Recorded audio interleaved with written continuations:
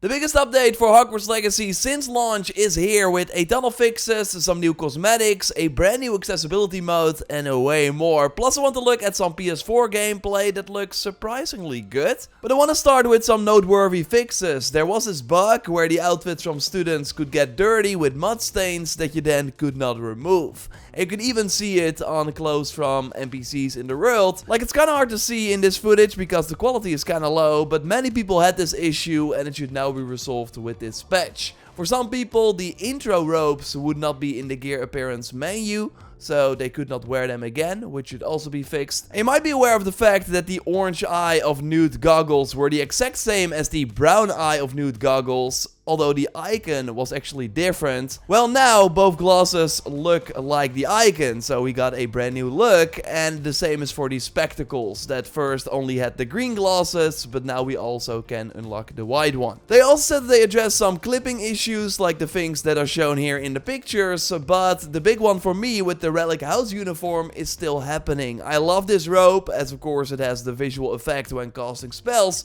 but I now don't use it because my hair clips through it. So I really hope they take a look at that for the future. They did fix some misaligned eyes though that some characters could have. A big known issue was that you could not get to 150 field guide pages in Hogwarts because the one at the fountain outside wasn't registering.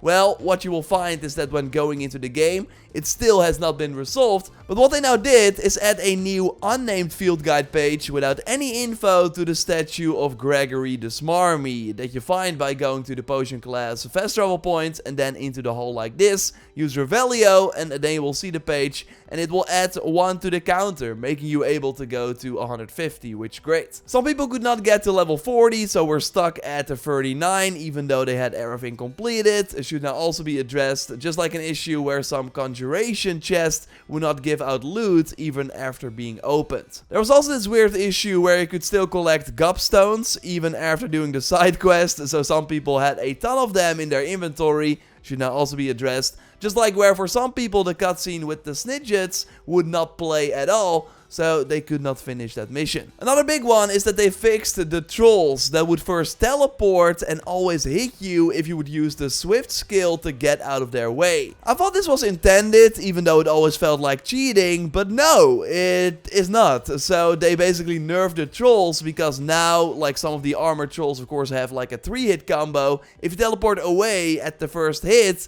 then you don't have to worry about the other attacks anymore. Really makes these encounters way easier and the swift skill way better. And by the way, if you liked the video so far or found it helpful, then leaving a like would be awesome, and subscribe for way more Hogwarts Legacy content, of course, like this. Now, one of the biggest new additions is the brand new arachnophobia mode for people who have an intense fear of spiders. Like, this of course a real thing, so it sucks that those people could not play Hogwarts Legacy, as the game is of course full of spiders. So if you go to the accessibility options, all the way down, you will find this mode and can turn it on, and this will turn every spider in the game, so even the ambient ones while crawling like through the caves, into very adorable but also angry jelly beans with roller skates. And we can especially get a good look at them during the legendary encounters, with the roller skates of course being a reference to Ron overcoming his fear during the third book and movie. I think it's a cool touch and a fun way to give more people access to the game via this optional setting. I'm all for it, really cool that they added this, but worth noting is that the spider images in the field guide remain unchanged, so I'm curious if they will fix that in the future. Now, as I already said, there are also brand new cosmetics inspired by our charms professor Ronan, which I think is awesome as I really like this outfit,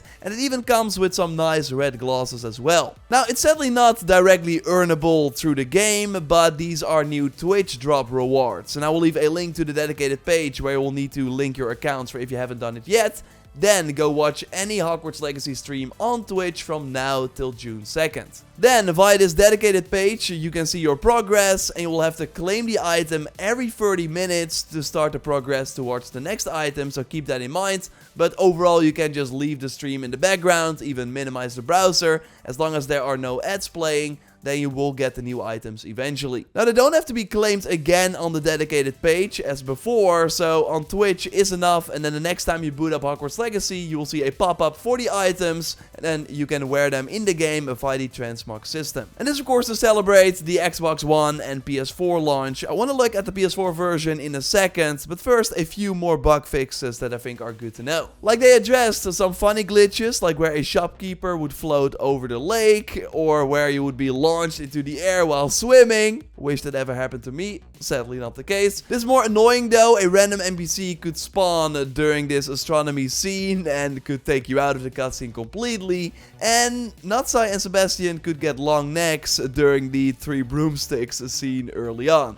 Should also be fixed. Just like where if you would leave a dungeon and then re-enter it, you could not open certain doors, so could not continue. Some people were unable to enter their vivarium, which has now also been fixed. And I, by the way, tried the transformation spell on the Phoenix, and it still works. Wanted to share that. Now, maybe you remember in my review, it has been a long time ago, I showed you this streaming issue when loading the game in that Venomous Tentacula room in Hogwarts, when I was like trying to get different things from the legendary chest. Should now also be addressed, finally. Some people had weird fog in the headmaster's office, that has now also been fixed, and some people would get stuck on the right side of the Dogweed and Deathcap shop. They could not move. Luckily, there's a fix right now. So these are the highlights. Like, again, it's the biggest patch yet with a ton of fixes. So I'll leave a link to the full patch notes in the video description. Now, also in Hogsmeade, they resolved the haunted house door standing out when the avatar cast Revelio. And I think this issue is only for PC and Xbox because this shop is from the PlayStation exclusive mission that if you own an Xbox or PC can only play in February of next year because there's a 1-year exclusivity. So yeah, first you were teased with something you could not interact with, which they now addressed. And I know it's a long time, but totally go back to play that mission next year because it's my favorite quest in the game. I hope there's some DLC around that time as well, so we all have like a good reason to return to the game in the future. And I wouldn't be surprised that more content is coming and that we can also start hearing about it soon now that the PS4 and Xbox One versions are out. And by the way, they're surprisingly good. Like Game Riot posted some PS4 gameplay. I think it runs pretty well. We also got some comparisons from El Analista The Bits. A link to both channels, of course, in the video description. Here we see that the graphics in that opening level are surprisingly great on PS4 and PS4 Pro compared to PS5. But the indoor areas can look like significantly less impressive, like there are almost no shadows, reflections. While these rooms look of course amazing in the quality mode on PS5, something we also see inside the common room, PS5 making it feel way more alive versus PS4. But like, if you only have a PS4 and don't know what the game looks like on PS5, you don't know what you're missing, so I think that's fine. The draw distance on PS4 is actually pretty great too, but what we see is that there are way less assets used for the environment. Less trees, bushes, plants.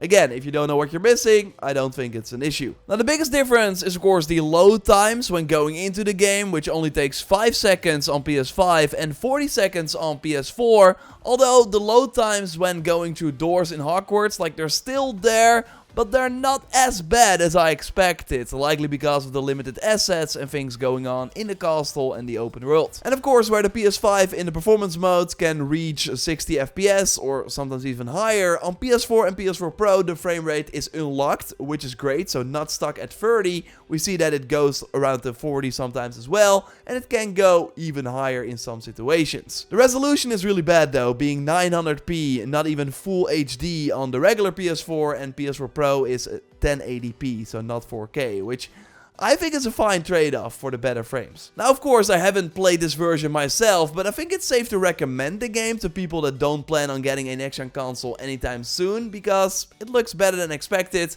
Of course, always worth it to wait for some reviews after people like really spend a ton of time with this port. Still holding my breath though for the Switch version that should launch June 25th. Good luck with that, although I'm a bit more hopeful now after seeing this. Subscribe to not miss any news regarding future Hogwarts Legacy updates, potential DLC, and way more. A like would of course really help me out, and check out our previous video on what type of future content we can potentially expect by clicking on the screen. I will speak to you soon. Goodbye.